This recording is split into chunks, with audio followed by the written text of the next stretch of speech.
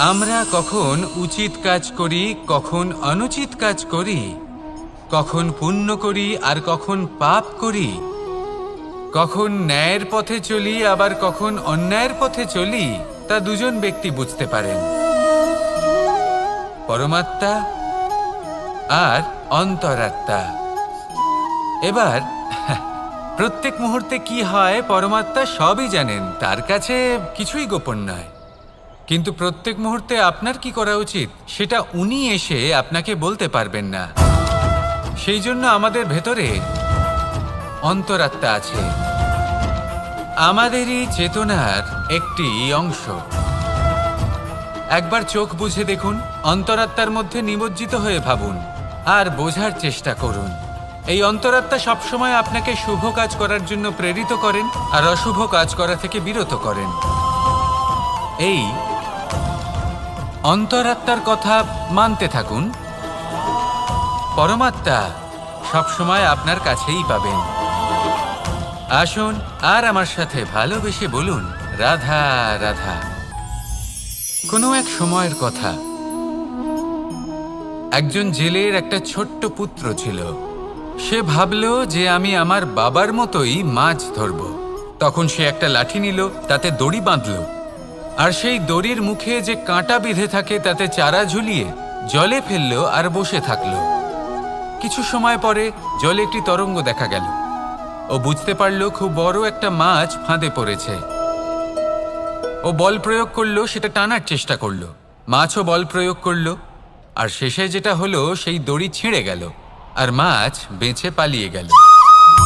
দেখুন, ও অনেক চেষ্টা করলো কিন্তু অসফল হলো। কখনো অধিক বল প্রয়োগ করলো, আবার কখনো কম বল, কিন্তু কিছুতেই সফল হলো না।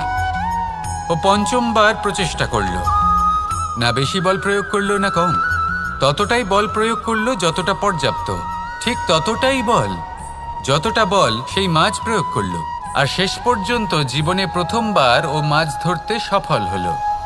এবার এই কথার সারমর্ম কি? ভারসাম্য। এটাই হলো জীবনের সবথেকে বড় নিয়ম। আমাদের সবার জীবনে সমস্যা রয়েছে, কখনো মন দিয়ে ভেবে দেখবেন।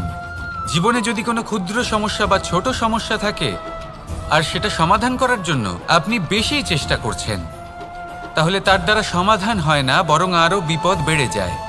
যখন কোনো বড় সমস্যা থাকে আর আপনি কম চেষ্টা করতে থাকেন, তখন সমাধান হয় না, তা চলতেই থাকে। শুধু এটাই হলো ব্যাপার। জীবনের সমস্ত সমস্যার একটা ভারসাম্য বজায় রাখা, যদি এটা আপনি শিখে ফেলতে পারেন, জীবনটা আপনার হাতের মুঠোয় থাকবে। আসুন আমার সাথে ভালোবেসে বলুন, রাধা রাধা।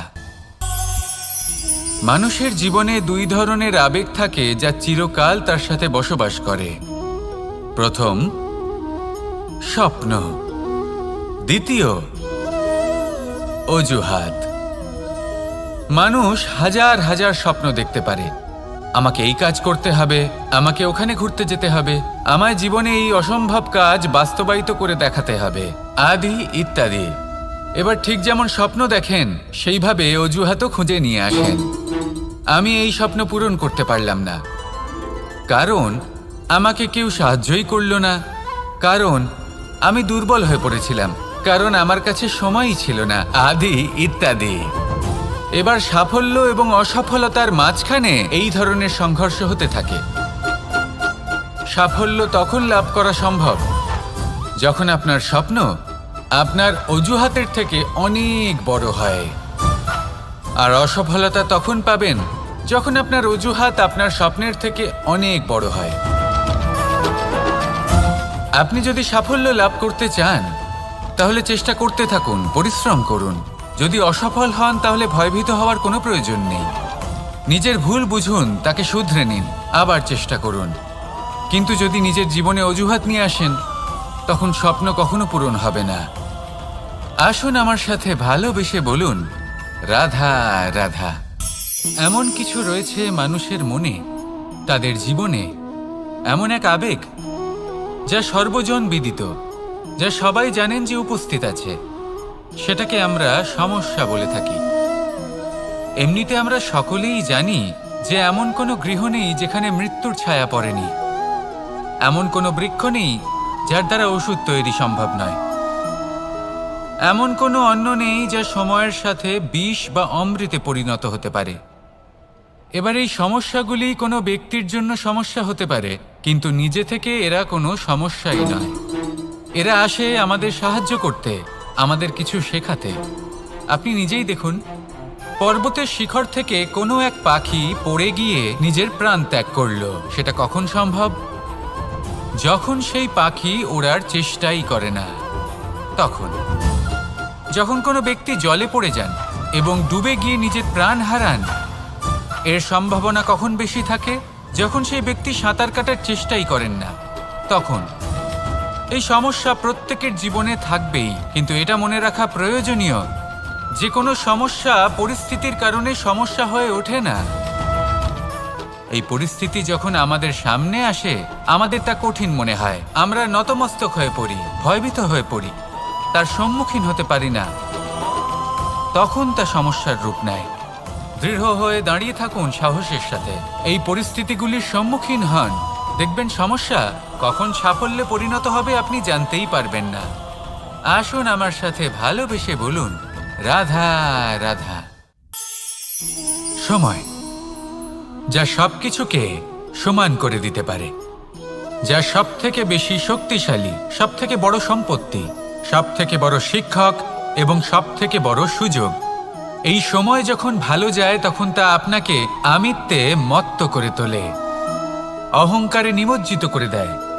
আর যখন খারাপ হয় তখন দুঃখের সাগরে নিজের প্রতি ঘৃণাবোধে নিমজ্জিত করে। তাই এই সময়ে যা এত শক্তিশালী এক সম্পত্তি, এত মহান একটি ধন, তাকে এমনি এমনি নষ্ট হতে দেবেন না। এই সময়ের সাথে কি করবেন, কিভাবে করবেন তা ভাবতে গিয়ে এবং করতে গিয়ে সময় নষ্ট করবেন না। যদি আপনি এই সময় নষ্ট করেন, তাহলে সময়ও নিশ্চিত করবে যে আপনার সাথে কি করা উচিত। তাই সময়ের সদ্ব্যবহার করুন আর আমার সাথে ভালোবেসে বলুন, রাধা রাধা। আমরা সকলে শক্তি অনুভব করতে চাই। এবার যদি আপনাকে জিজ্ঞেস করা হয় যে সবথেকে বেশি শক্তির অনুভব কোথা থেকে করা সম্ভব, তখন কেউ কেউ বলবেন পুষ্টিকর আহার গ্রহণ করলে, ব্যায়াম করলে, কেউ বলবেন ধন লাভ করলে, বন্ধুদের থেকে, পরিবারের থেকে, আদি ইত্যাদি।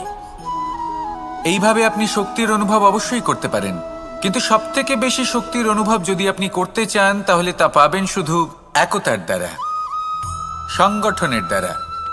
যদি আপনাকে উদাহরণ দিই, নিজের এই হাতটাকে দেখুন, 5টা আঙুল রয়েছে। কোনো একটা বস্তুকে নিজের একটা আঙুল দ্বারা তুলে ধরার চেষ্টা করে দেখুন, বড়ই কষ্ট হবে। তখন আপনি বুঝতে পারবেন যখন এই 5টি আঙুল একত্রিত হয় তখন কোনো কাজ কতটা সহজ হতে পারে। এটাই হলো শক্তি, একতার। সব থেকে ভালো উদাহরণ যদি আপনাকে দিই, তাহলে বাঁশি। এই বাঁশি থেকে অত্যন্ত মধুর সুর নির্গত হয় যা সবার মন প্রসন্ন করে দেয়।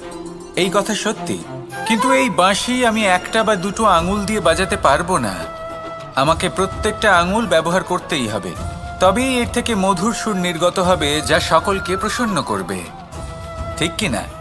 ঠিক এইভাবেই যদি আপনি চান যে আপনার জীবনরূপী বাঁশি থেকেও মধুর সুর নির্গত হোক বা সবার মনকে প্রসন্ন করে তুলুক, তাহলে আপনাকেও জীবনে একতা নিয়ে আসতেই হবে। আপনি একাও কর্ম করতে পারেন, পথ চলতেও পারেন, সামনেও এগোতে পারেন, সাফল্যও লাভ করতে পারেন। কিন্তু যখন সকলে একসাথে এগোবেন, সেই পথে চলবেন, সেই কর্মই করবেন, তখন লক্ষ্যে অবশ্যই পৌঁছবেন, সাফল্য অবশ্যই লাভ করবেন। কিন্তু সেই সাফল্য এবং তার আনন্দর সংমিশ্রণটাই একটু অন্যরকম হবে।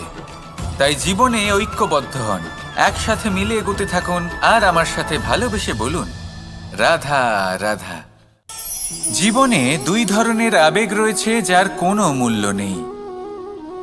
আমার কথার অর্থ এটা নয় যে এদের কোনো গুরুত্ব নেই, গুরুত্ব যথেষ্টই রয়েছে, শুধু এদের জন্য আপনাকে কোনো মূল্য দিতে হয় না। প্রথম আবেগ হলো আনন্দ, প্রসন্নতা। এটা আপনি যে কোনো জায়গায় খুঁজে পেতে পারেন যদি আপনি খুঁজে পেতে চান। আপনি কোনো পুষ্পের সৌন্দর্য দেখে প্রসন্ন হতে পারেন, বায়ুর কারণে যখন একটি বৃক্ষ শিহরিত হয় সেটা দেখে আপনি প্রসন্ন হতে পারেন। একটা ছোট্ট শিশুর কলরব শুনেও আপনি প্রসন্ন হতে পারেন। একটা ক্রন্দনরত বালককে হাসিয়ে আপনি প্রসন্ন হতে পারেন। সবকিছু আপনার ওপর নির্ভরশীল। সেখানে আরেকটি আবেগ হলো দুশ্চিন্তা। মানুষ বড়ই দুশ্চিন্তা করতে থাকে। আজ আমি এই কাজ করেছি, সেই বিষয়ে চিন্তা। আজ আমি এই কাজ করতে পারিনি, সেই বিষয়ে চিন্তা। কাল আমাকে এই কাজ করতে হবে, সেই নিয়ে চিন্তা। আমি কি সেই কাজটা করতে পারবো, সেই বিষয়েও দুশ্চিন্তা। চিন্তা সর্বত্র রয়েছে, যার জন্য মূল্য দিতে হয় না। যত চান আপনি একত্রিত করতে পারেন।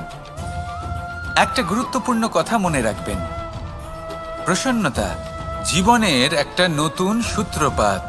সেখানে দুশ্চিন্তা হলো জীবনের চিতার সমান। এবার এই দুটি আবেগ হলো মূল্যহীন, দুটোই আপনার সামনে আছে। কোনটা চয়ন করবেন আপনি, দুশ্চিন্তা নাকি প্রসন্নতা? সিদ্ধান্ত আপনারই। আসুন আর আমার সাথে ভালোবেসে বলুন, রাধা রাধা। ধন, সম্পত্তি, এগুলো আসলে কি? এগুলো শুধু সেই মূল্য যার দ্বারা আমরা কোনো কিছু অর্জন করতে পারি।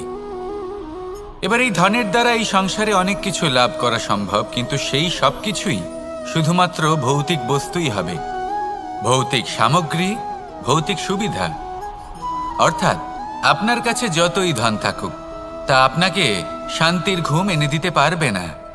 আপনাকে জীবনের বাস্তব সুখের অনুভূতি লাভ করাতে পারবে না, কারণ এগুলো ভৌতিক ধন। এ ভৌতিক বস্তুই অর্জন করাতে সক্ষম। বাস্তবিক ধন কি? যদি এই প্রশ্ন আপনার মনে আসে, তাহলে তার উত্তর আমি আপনাকে দেব একটা উদাহরণের মাধ্যমে। কখনো আপনি শুনে থাকবেন যে একজন পিতা আজীবন অনিষ্ট করেন, অনর্থ করেন, খারাপ কাজ করেন শুধু ধন অর্জনের জন্য। তিনি ভাবেন যে আমি ধন অর্জন করব আর নিজের সন্তানকে একটা উজ্জ্বল ভবিষ্যৎ প্রদান করব, একটা সুখ স্বাচ্ছন্দ্যময় জীবন দান করব। এবার সন্তান যখন জন্ম লাভ করে, তখন সে ভাগ্যের জোরে সেই ধন ভোগ করে। যেরকম সে পায়, সেরকমই তার ব্যবহার সে করে। কখনো আপনি এটাও দেখে থাকবেন যে সেই সন্তান সমস্ত ধন নষ্ট করে ফেলে, আর সেই পিতা যিনি সমস্ত ধন সঞ্চয় করেছেন, যিনি সেই ধনের প্রভু, আজ সেই ধনের প্রহরী হয়ে রয়েছেন। এবার এরকম কেন হয়? এরকম তখনই হয় যখন সেই পিতা বুঝতেই পারেন না যে তার জীবনের আসল ধন কি। সেই আসল ধন তার সন্তানকে সে দিতেই পারে না। যদি পিতা তার সন্তানকে কর্মের জ্ঞান দিতে পারেন, উচিত কোনটা অনুচিত কোনটা সেই শিক্ষা দিতে পারেন, সংস্কারের প্রকৃত শিক্ষা দিতে পারেন, তবে সেটা ধনের থেকে অনেক বেশি গুরুত্বপূর্ণ। এটাই হলো জীবনের বাস্তব ধন। আপনি সেই কথা তো অবশ্যই শুনে থাকবেন, কুসন্তান হলে ধন সঞ্চয় করে কি হবে, সুসন্তান হলে ধন সঞ্চয় করে কি হবে। সন্তান যদি কুপুত্র হয় তাহলে সব নষ্ট করে ফেলবে, আর সন্তান যদি সুপুত্র হয় তাহলে ধন থাকুক না থাকুক, সে নিজেই কর্মের পথে অগ্রসর হয়ে ধন অর্জন করবে আর নিজের জন্য এক উজ্জ্বল ভবিষ্যৎ গড়ে তুলবে। তাই সন্তানকে সম্পদ দেওয়ার আগে কর্মের জ্ঞান দান করুন, সুশিক্ষা দিন, কারণ এটাই হলো জীবনের প্রকৃত ধন। আসুন আর আমার সাথে ভালোবেসে বলুন, রাধা রাধা।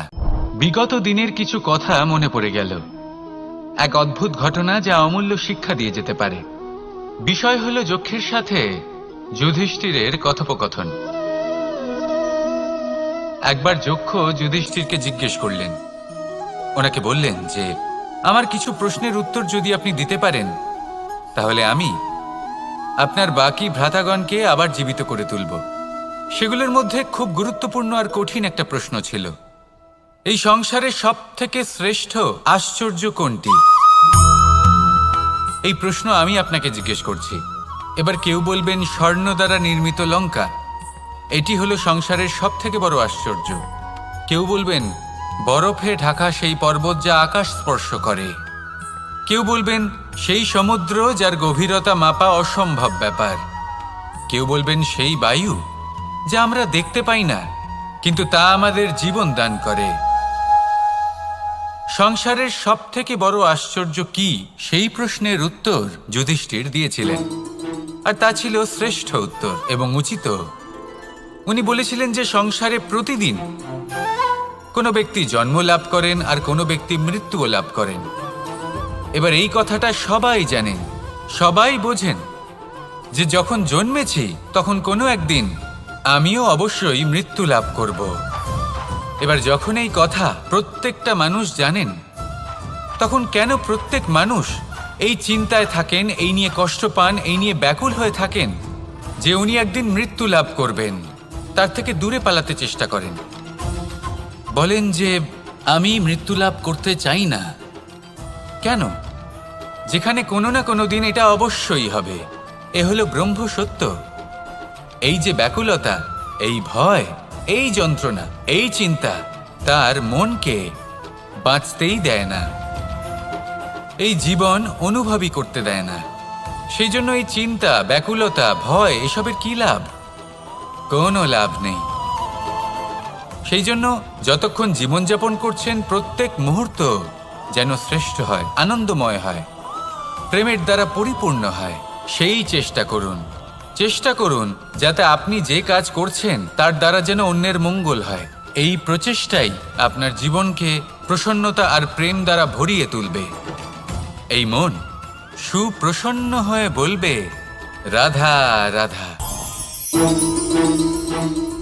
রাধা রাধা। আপনারা হয়তো ভাবছেন কি আশ্চর্য ব্যাপার, প্রত্যেকবার আমি কথা শেষ হওয়ার পরে রাধা রাধা বলি। এইবার আমি আগেই বলে দিলাম। কারণটা কি? কারণ হলো অত্যন্ত বিশেষ। প্রত্যেকবার কথা সমাপ্ত হবার পরে আপনাদের সবার মধ্যে ভালোবাসা বিতরণ করতে চাই, তাই রাধা রাধা বলি। কিন্তু এইবার এই নতুন এবং বিশেষ সূত্রপাতে প্রথমে প্রেম বিতরণ করা অত্যন্ত আবশ্যক। এবার একটা বিষয় আছে যা জানেন হয়তো সকলেই, কিন্তু বুঝতে খুব কম জন পারেন। এই প্রেম, এই আনন্দ, এই সকল কিছুর সূত্রপাত হয় নিঃস্বার্থ আবেগের দ্বারা। ঠিক যেমন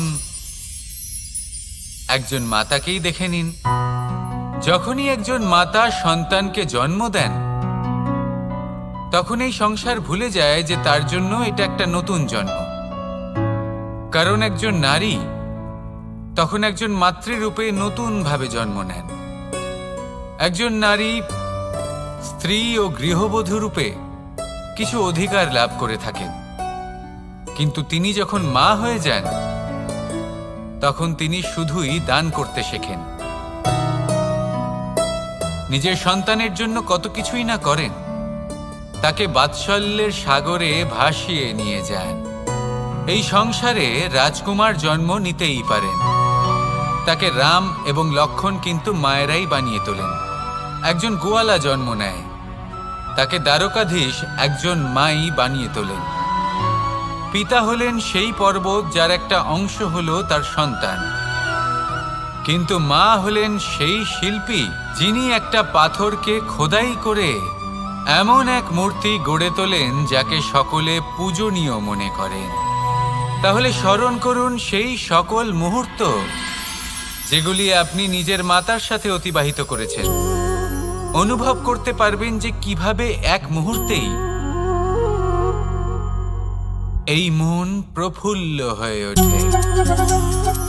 এবারের কারণ কি? এর কারণ হলো এই জীবনের আসল দ্বারই হলো মমতা।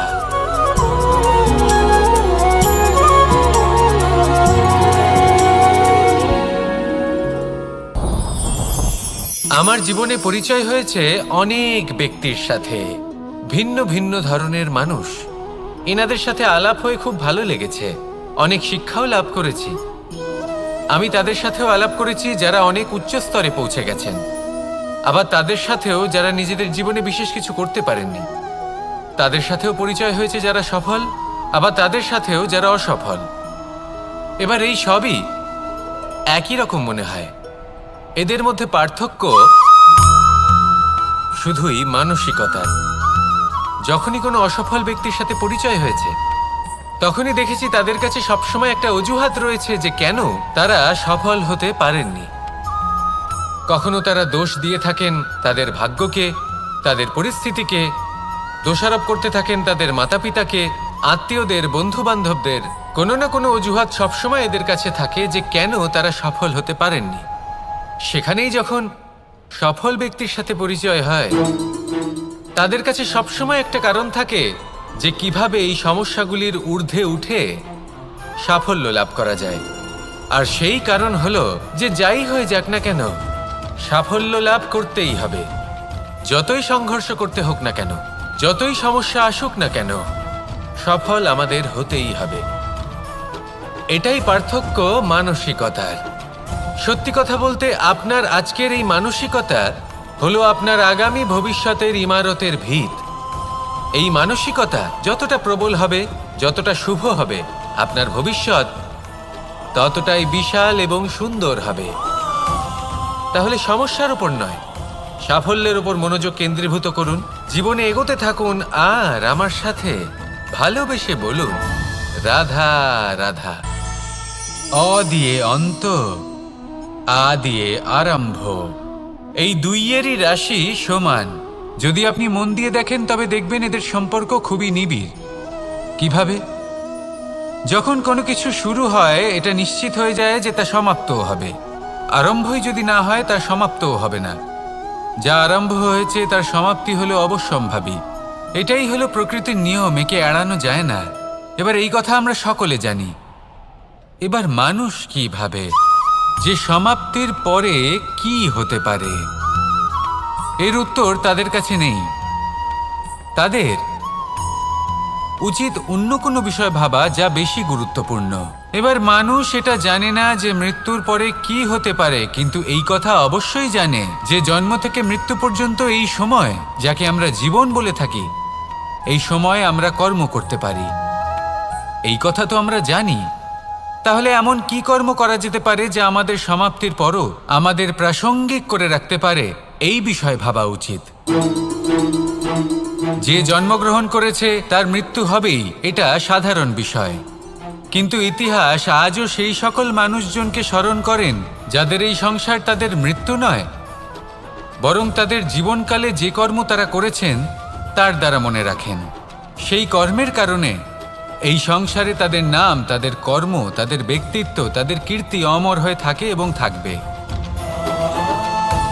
আপনার কাছে এতটা সময় নেই যতটা আপনার মনে হচ্ছে আপনার কাছে আছে। সেই জন্য যত শীঘ্র সম্ভব শ্রেষ্ঠ কর্ম করুন, যতটা পারবেন ততটা অধিক সুকর্ম করুন। এই সংসারে নিজেকে অমর করে তুলুন আপনার মৃত্যুর পরেও, আর আমার সাথে ভালোবেসে বলুন রাধা রাধা। দীপাবলি আমাদের সবথেকে বড় উৎসব। শ্রীরাম রাবণকে পরাস্ত করে 14 বছরের বনবাস কাটিয়ে আবার অযোধ্যায় ফিরে এলেন অমাবস্যার রাত্রে। অযোধ্যায় সবাই খুব প্রসন্ন ছিলেন, খুবই উৎসাহিত ছিলেন। অযোধ্যায় সহস্র প্রদীপ প্রজ্বলিত করা হয়েছিল এই উৎসবে। একে আমরা দীপাবলি বলে থাকি। এবার এই বিষয়ে আমরা সকলে জানি। আপনি কি এটা জানেন যে শ্রীরাম বাস্তবে অমাবস্যার এক রাত আগেই অযোধ্যায় পৌঁছে গেছিলেন? সবার সামনে অমাবস্যার রাতে এসেছিলেন। এর কারণ কি?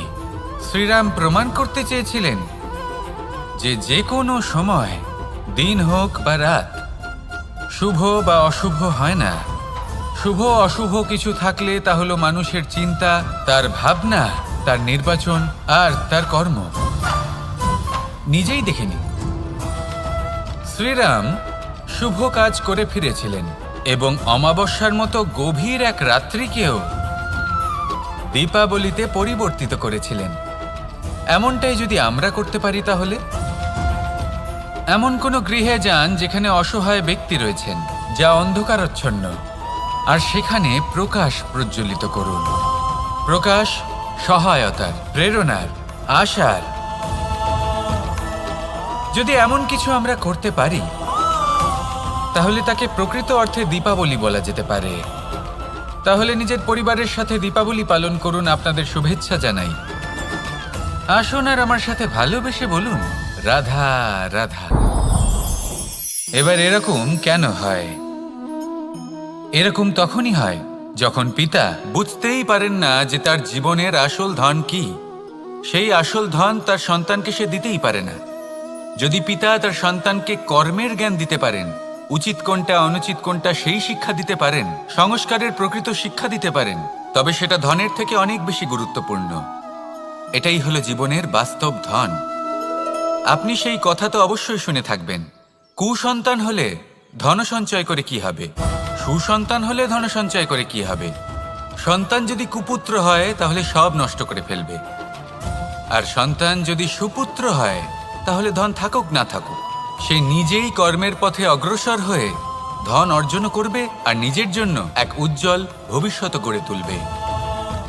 তাই সন্তানকে সম্পদ দেওয়ার আগে কর্মের জ্ঞান দান করুন, সুশিক্ষা প্রদান করুন, কারণ এটাই হলো জীবনের প্রকৃত ধন। আসুন আর আমার সাথে ভালোবেসে বলুন, রাধা রাধা। এই সংসারে সবাই বলেন আমি অর্জুনের মতো হয়ে উঠতে চাই। সবাই চায় যে তারাও যেন অর্জুনের মতো গান্ডীব লাভ করে। তারাও চায় যে তাদেরকেও মহাদেব এসে পশুপতি অস্ত্র দান করবেন। তারাও এটাই চায় মহাভারতের মতো মহাসংগ্রামে বিজয়ী হতে। কিন্তু সবাই ভুলে যান যে অর্জুন যা হতে পেরেছিলেন সবকিছুই অর্জন করেছিলেন। যদি আপনিও অর্জুনের মতো গান্ডীব লাভ করতে চান তবে আপনাকেও তার মতোই শ্রেষ্ঠ কাঠ নির্বাচন করতে হবে। সেই কর্ম আপনাকেই করতে হবে। তার প্রত্যঞ্চা যাতে তীব্র হয় তার জন্য আপনাকে সর্বশ্রেষ্ঠ দড়ি খুঁজে বের করতে হবে। আপনার বাণ যাতে ঘাতক হয় সেই জন্য আপনাকে নতুন নতুন ধাতু খুঁজে বের করতে হবে। সেই শিক্ষা আপনাকে লাভ করতে হবে, তবেই আপনার ইচ্ছে পূর্ণ হবে। অর্জুন হওয়া বড়ই সরল যদি আপনি কিভাবে অর্জন করতে হয় তা জানেন। শুধুমাত্র স্বপ্ন দেখেন যারা, তারা কখনোই অর্জন করতে পারবেন না।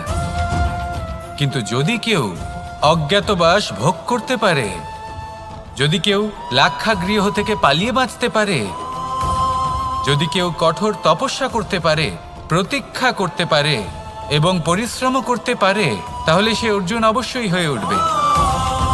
যদি আপনি অর্জুন হয়ে উঠতে চান তাহলে কর্ম করতে শিখুন আর আমার সাথে ভালোবেসে বলুন, রাধা রাধা। পাণ্ডবরা বন থেকে এসেছিলেন। ওনাদের কাছে না কোনো ধন ছিল, না কোনো সম্পদ, না বিদ্যা। নিজের পরিশ্রমের দ্বারা ওনারা বিদ্যা অর্জন করেছিলেন, আর তার দ্বারাই সম্পদ অর্জন করলেন আর ধনও অর্জন করলেন। এই পাণ্ডব ছিলেন অত্যন্ত কুশল এবং শক্তিশালী। যুধিষ্ঠির নিজের পরিশ্রম দ্বারা এমন জ্ঞান অর্জন করেছিলেন যে এই সংসার ওনাকে ধর্মরাজ যুধিষ্ঠির অভিহিত করেছিল। দেখতে গেলে পাণ্ডবদের কাছে সবকিছুই ছিল, কিন্তু যখন বিষয় এলো আরও ধন লাভ করার, তখন যুধিষ্ঠির, যিনি পাণ্ডবদের মধ্যে জ্যেষ্ঠ, তিনি সকল পাণ্ডবদের সাথে দ্যুতক্রীড়ায় অংশগ্রহণ করে ফেললেন। এর ফলে না শুধু ধনলক্ষ্মী, ধর্মলক্ষ্মী, বিবেক লক্ষ্মীকেও হারালেন, আর শুধু তাই নয়, নিজের গৃহলক্ষ্মী দ্রৌপদীকেও হারিয়ে ফেললেন। এর কারণ কি? ভুলে গেলেন খুব সহজ একটা কথা, এই সংসারে সম্মান এবং সাফল্য দুটোই পরিশ্রমের দ্বারা লাভ করতে হয়। কিন্তু দ্যুতক্রীড়ার এই খেলা আমাদের ভাগ্যের উপর নির্ভরশীল। এই সংসারে দুটি পথ রয়েছে। একটা পথ যেখানে কর্ম এবং পরিশ্রমের দ্বারা আপনি নিজের পথ নিজেই রচনা করতে পারবেন, আর দ্বিতীয় পথ হলো যেখানে এই ভাগ্য এক মুহূর্তে আপনাকে শিখরেও পৌঁছে দিতে পারে, আবার ধূলিসাৎ করে দিতে পারে। আপনি কোন পথ বাছবেন সেই চয়ন আপনারই। আসুন আর আমার সাথে ভালোবেসে বলুন, রাধা রাধা। কখনো কোনো চাতককে দেখেছেন? একটা চাতক বর্ষার জন্য অপেক্ষা করে, সেই বর্ষার জলে নিজের তৃষ্ণা নিবারণ করে, নয়তো সারা বছর তৃষ্ণার্ত থেকে যায়।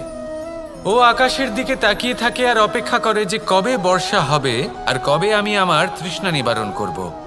সেখানে অন্যদিকে একটি কাক বা একটা পায়রা, এরা কি করে?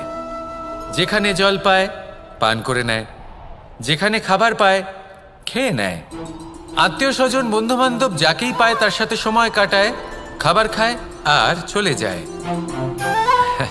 এবার এদের মধ্যে মিল কোথায় আর পার্থক্য কোথায়? দুজনের কাছেই ডানা রয়েছে, দুজনেই উড়তে পারে। এই আকাশ হলো ওদের, খাবারের দানা ওদের।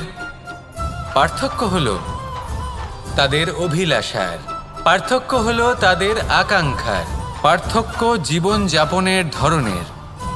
এবার যত বেশি আকাঙ্ক্ষা থাকবে, যত দামি জীবনযাপন করার ইচ্ছে থাকবে, তত বেশি কষ্ট আপনাকে সহ্য করতে হবে। আবার অন্যদিকে জীবন যত সরল হবে, জীবনযাপন যত সরল হবে, সমস্যা ততটাই কম হবে।